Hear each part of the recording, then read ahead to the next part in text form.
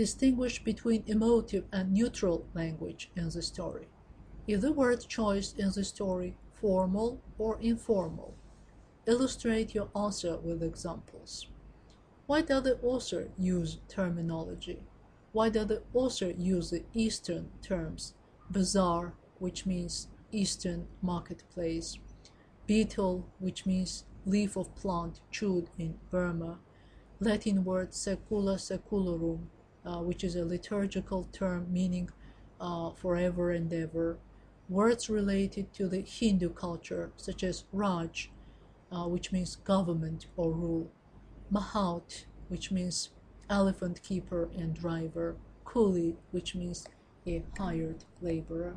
So why does the author use such terminology? Foreign words in the English vocabulary fulfill a terminological function. Therefore, they retain their foreign appearance. They should not be regarded as barbarisms. Foreign words denote certain concepts which reflect an objective reality not familiar to English-speaking communities. There are no names for them in English, and they have to be explained. Foreign words are widely used in various styles of language with various aims. One of these functions is to supply local color. In order to depict local conditions of life, specific facts and events, customs and habits, special care is taken to introduce into passage such language elements as will reflect the environment. Metaphor. But at the moment I glanced around the crowd that had followed me, it was an immense crowd. They were watching me as they would watch a conjurer about to perform a trick. They did not like me, but with the magical rifle in my hands, I was momentarily worth watching, and suddenly I realized that I should have to shoot the elephant after all. The people expected it of me, and I had got to do it.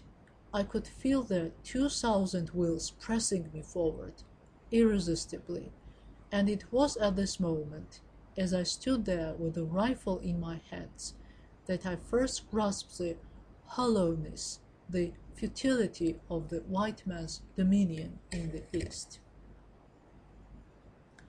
Here was I, the white man with his gun, standing in front of the unarmed native crowd, seemingly the leading actor of the piece.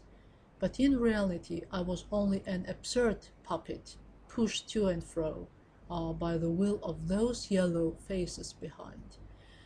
I perceived in this moment that when the white man turns tyrant, it is his own freedom that he destroys.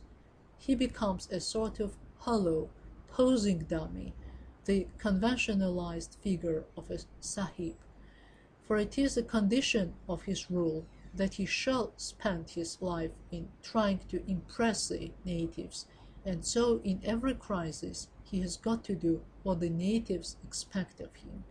He wears a mask, and his face grows to fit it. In this passage, Orwell uses a series of metaphors, as you could see. An absurd puppet, he wears a mask, a conjurer about to perform a trick, seemingly the leading actor, an absurd puppet, a posing dummy, he wears a mask, and his face grows to fit it. So, what is a metaphor? A metaphor is a rhetorical trope that describes a first object as being or equal into a second object in some way. This device is known for usage in literature, where with few words, emotions and associations from one context are associated with objects and entities in a different context. In a simpler definition, it is comparing two things without using the words like or as. The second sense identifies metaphor as a form of conceptual representation, a thing considered as representative of some other usually abstract thing, a symbol. Metaphors can be classified into different groups. Dead or trite metaphors. Dead metaphors are also known as cliches. When metaphor has been used so much that it loses its freshness, it is essentially dead. It becomes dead. Many of them die because we use them so frequently. For example, all the words a stage. Yes, love is easily killed, or how easily love is killed. The moment is entirely in your hands. One famous literary critic said that he who first compared a woman to a rose was a poet, and who does it now is an idiot. In the above two examples, the lines are fine in their respective places. They were original lines at the same time, after all. And they've been repeated so much, though, that they have lost their surprise and originality for us. So metaphors, like all stylistic devices, can be classified according to their degree of unexpectedness. Thus, metaphors which are absolutely unexpected, that is, are quite unpredictable, are called genuine metaphors. In genuine metaphors, the image is always present and the transference of meaning is actually felt. These metaphors have a radiating force. The whole sentence becomes metaphoric. The metaphors, which are commonly used in speech and therefore are sometimes even fixed in dictionaries as expressive means of language, as we have mentioned above, are trite metaphors.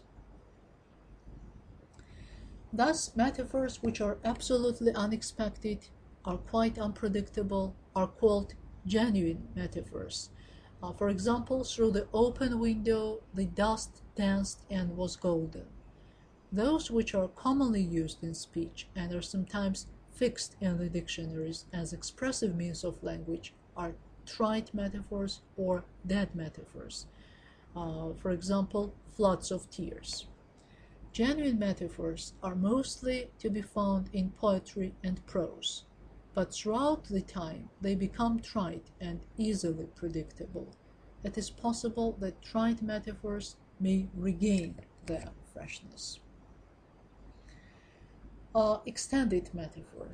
Comparison between two things that continues throughout series of sentences in a paragraph or lines is called an extended metaphor.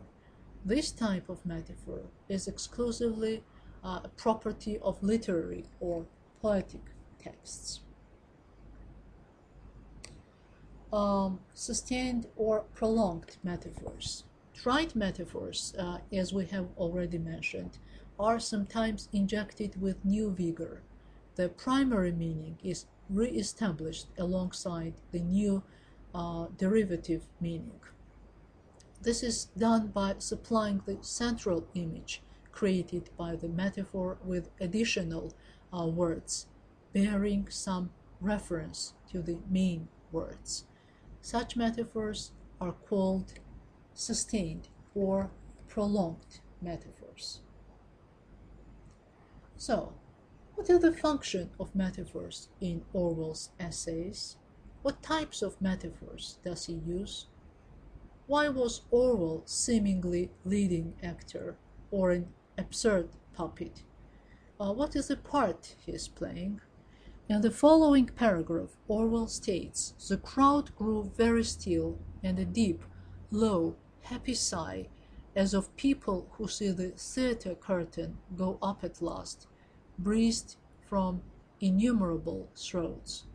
Why does Orwell speak about theatre? Do the above metaphors have a theatrical basis?